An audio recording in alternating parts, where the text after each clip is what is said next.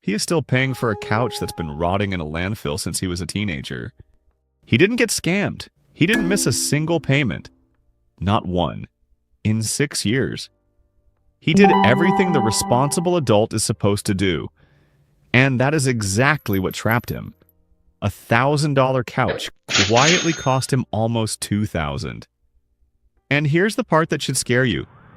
If you've ever swiped a credit card, taken out a car loan, or signed for a student loan, the same invisible machine is running on you right now. By the end of this, you'll know how to flip it around so it works for you instead. Meet Leo. Leo's in his 20s. The couch was $1,000. He couldn't drop $1,000 all at once, so he put it on a credit card and figured, no big deal, I'll just chip away at it. And the bank makes that feel easy. There's a friendly little number at the bottom of every statement. The minimum payment. Pay at least this, it says, and you're all good. So Leo pays the minimum. Like a good, responsible person. Now, your brain is already trying to fill in the blank. He must have kept swiping that card, right? Nope. Leo never touched it again. Okay then. Late fees, a missed month, he slipped up somewhere? No, spotless. On time, every time. So that balance should just melt away. And it doesn't. A year goes by. Barely a dent. 2 years. He still owes most of it. What in the world is going on? Here's the part they leave out of the commercials. That card charges him 24% a year. And that sounds like a once-a-year thing. It's not. Break it down, and it's 2% every single month, charged on whatever he still owes. And that friendly minimum payment? It is built to barely cover that interest, plus a tiny shaving of the actual couch. So Leo isn't paying off a couch anymore, he's paying rent. Rent on money he already spent. And it's sneakier than that. Because next month they charge interest on a balance that last month's interest helped keep high. Interest on interest on interest. That loop has a name. Economists call it compound interest. And right now it is working beautifully, relentlessly against him.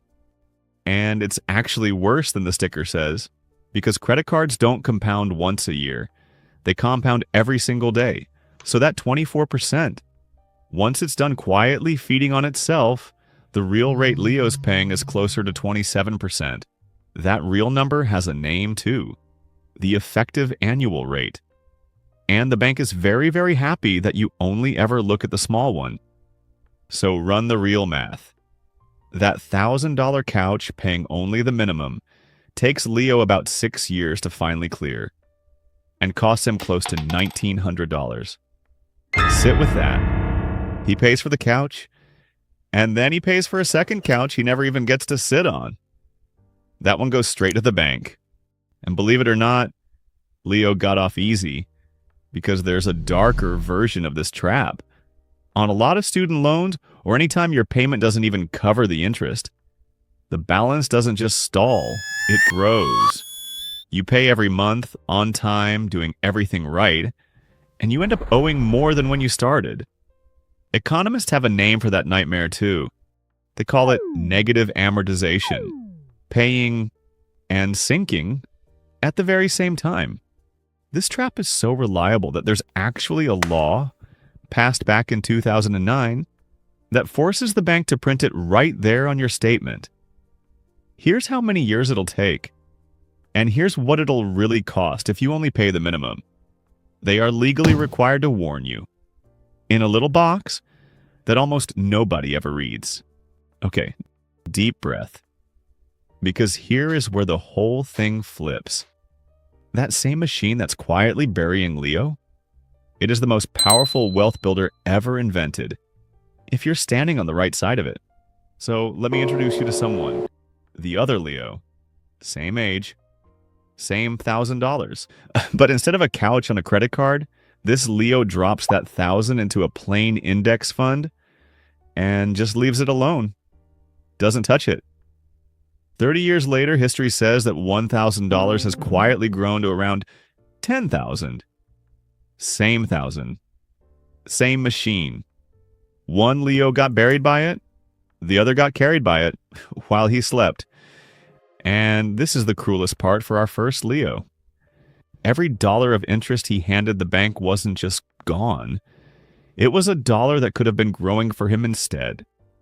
Economists call that opportunity cost, not just what you paid, but everything that money could have become. There's even a quick trick to feel it. They used to call compound interest the eighth wonder of the world. Take 72, divide it by your interest rate, and you get how many years it takes your money to double. For the saver at 8%, money doubles every 9 years. For Leo's debt at 24%, every 3. Same machine. He's just facing the wrong way. So picture both Leos now, side by side, 6 years in. One is still paying off a couch and a dump. The other has barely glanced at an account that's quietly doubling itself. Neither one is smarter, neither one got lucky. They just stood on opposite sides of one simple idea, that money never sits still. It is always, always growing. The only question, the whole question, is whose pile it's growing on.